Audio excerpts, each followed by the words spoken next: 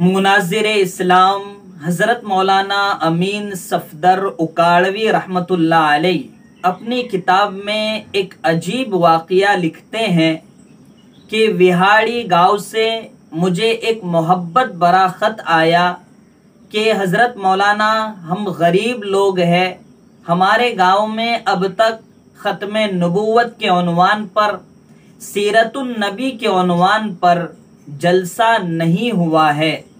हमारी ये ख्वाहिश है कि आपको हम बुलाएं और अल्लाह के रसूल की सीरत पर बयान सुने। हज़रत कहते हैं, लिखते हैं कि जब मैंने उनका ख़त पढ़ा तो मुझे उस ख़त से मोहब्बत टपक रही थी। मैंने फ़ौरन हाँ में जवाब दिया। मुकर्ररा तारीख़ को ट्रेन से मैं निकला और वहाँ से मैंने विहाड़ी गांव के लिए स्टेशन से तांगा लिया।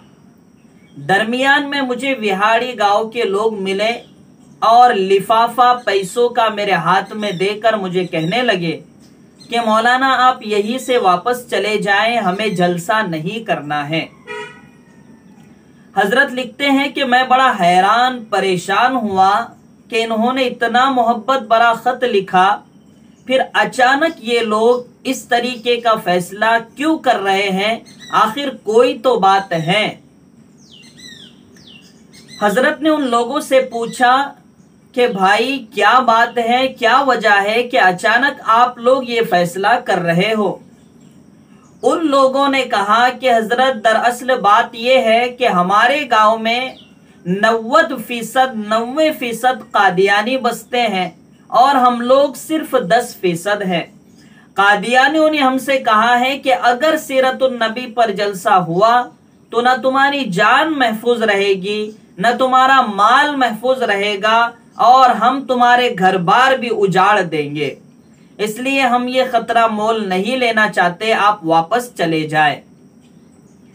हजरत लिखते हैं कि मैंने कहा कि अब अगर मेरी जात की बात होती या आप लोगों की बात होती तो और बात थी, लेकिन अब बात मेरे और आपके रसूल की इज्जत की आ गई है, नामूस की आ गई है। अल्लाह के रसूल का नाम न लिया जाए, इससे अगर कोई रोक रहा है तो फिर हम इसे बर्दाश्त नहीं कर सकते। फिर हजरत ने उनसे फरमाया कि यहाँ आसपास इलाके में कोई डंडे वाला है, यानी कोई गुंडा किस्म का आदमी है। तो लोगों ने कहा कि नूरा नामी एक डाकू है जिससे ये पूरा इलाका डरता है। हजरत ने कहा कि मुझे नूरा के पास ले चलो। जब वहां गए, उसके डेरे पर रात का अंधेरा था। उसने कहा खैर तो है, मौलवी मेरे डेरे पर कैसा आ गया? तो हजरत ने कहा कि नूरे, बात रसूल की इज्जत की आ गई है, क्या तू रसूल की इज्जत के खातिर कुछ काम करेगा? तो जैसे ही उस डाकू ने रसूल की इज्जत की बात सुनी तो वो खड़ा हो गया, जोश में खड़ा हो गया और हजरत से कहने लगा कि हजरत क्या बात है, बताइए। तो हजरत ने उससे कहा कि विहाड़ी गांव में सीरतुन नबी पर जलसा है, लेकिन कादियानी कह रहे कि हम जलसा नहीं होने देंगे। नूरे ने कहा चलो मेरे साथ। नूरा गया, हजरत ने बयान किया, तकरीबन 2 घंटा बयान चला। नूरा हजरत के पड़ोस में खड़ा रहा और बयान खत्म होने के बाद गरज कर कहा नूरे ने कि देखो, अगर किसी ने इस गांव वालों को सताया इस जलसे के बाद या तकलीफ दी तो फिर मैं उसकी खैर नहीं रखूंगा। और नूरा ये कहकर चला गया। हजरत लिखते हैं कि चंद सालों के बाद मेरे दरवाजे पर किसी शख्स ने दस्तक दी। मैंने दरवाजा खोला तो देखा कि एक नूरानी चेहरा, दाढ़ी, पगड़ी और इस्लामी लिबास में खड़ा हुआ है। मैंने पूछा भाई कौन हो, मैं आपको पहचानता नहीं हूं। तो नूरे ने कहा कि हजरत मैं वही नूरा हूं कि जिसने उस रात जब आप विहाड़ी गांव में आए थे, खत्मे नबूवत की खातिर मैंने कादियानियों को धमकाया था और उस जलसे में मैं आपके पड़ोस में बराबर खड़ा रहा था।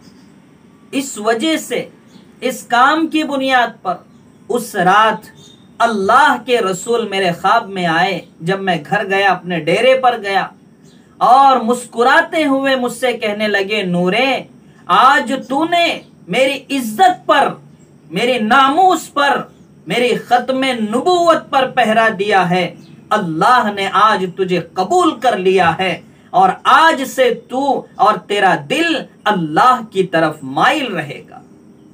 بس کیا تھا حضرت، اس رات کے بعد جب میں صبح اٹھتا ہوں دیکھتا ہوں میرا دل بھی، دماغ بھی، ہر چیز بدل چکی ہے، اور میں نے فیصلہ کر لیا کہ اب یہ کام نہیں کرنا ہے، اب کام تو صرف ختم نبوت ہی کا کرنا ہے۔ اور آپ کا شکریہ ادا کرنے آیا ہوں کہ آپ کی برکت سے آج میں اس حالت میں کھڑا ہوا ہوں۔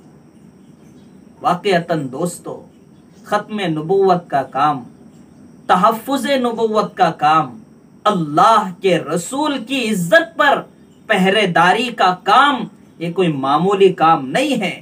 جو شخص بھی ختم نبوت کا کام کرے، چاہے وہ بریلوی ہو، دیوبندی ہو، اہل حدیث ہو، کسی بھی مسلک کا ہو، لیکن اگر ختم نبوت کا کام کر رہا ہے تو آنکھ لگا کر اس کے پیچھے کھڑے ہو جانا چاہیے۔